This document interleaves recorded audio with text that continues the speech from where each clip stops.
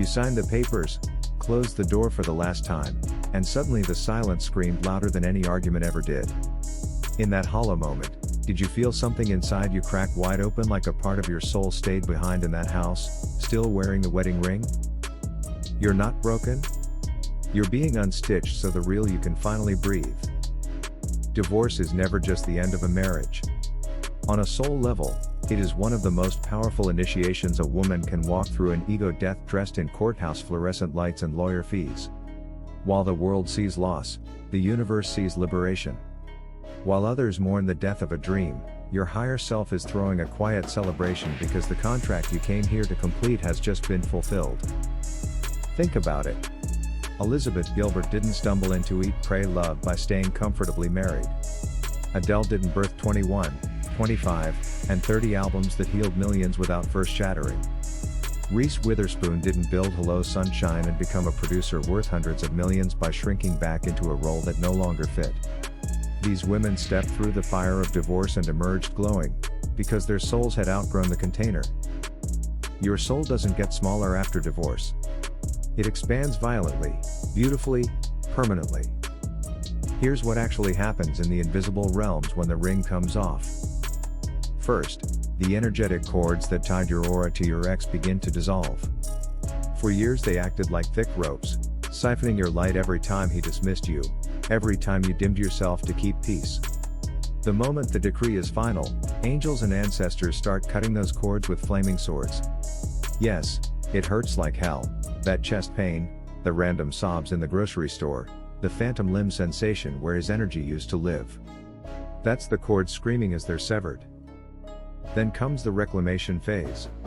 Every promise you broke to yourself to stay, I'll pursue my art later, I'll leave when the kids are older, I can survive without passion, comes rushing back like children you abandoned at a train station.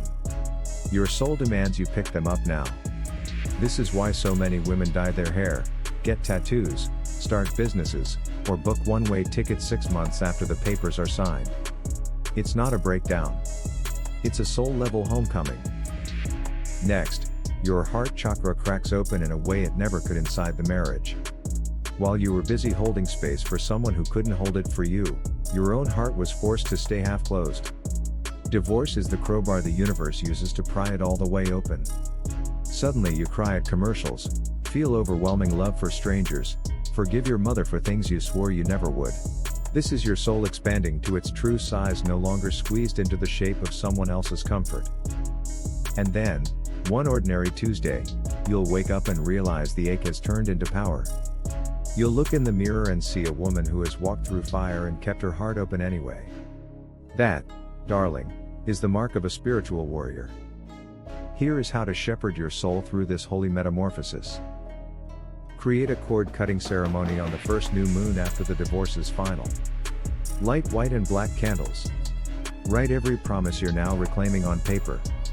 Burn it while speaking aloud, I release what was. I call back what is mine. Sleep with selenite under your pillow for 40 nights to speed the return of your fragments. Start a freedom journal. Every day write one thing you're now allowed to feel, be, or do that you couldn't before. Watch how fast your soul stretches into the new space. Bless the marriage every time the pain rises. Whisper, thank you for the lessons, goodbye to the chains. Gratitude dissolves resentment faster than years of therapy. Move your body like a woman who is no longer apologizing for taking up space. Yoga, dance, weightlifting, sex, whatever makes your soul feel fully inhabiting your skin again. Surround yourself with women who have already made the crossing. Their energy field will hold a blueprint of what's possible until yours catches up. One day you'll realize you no longer flinch when someone says you're ex. You'll laugh first and loudest in a room full of people.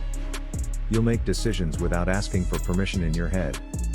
That is your soul, fully returned, fully sovereign, fully radiant. Divorce didn't shrink your light. It removed the bushel. So tell me, beautiful, what is the very first piece of yourself you felt come home after the papers were signed?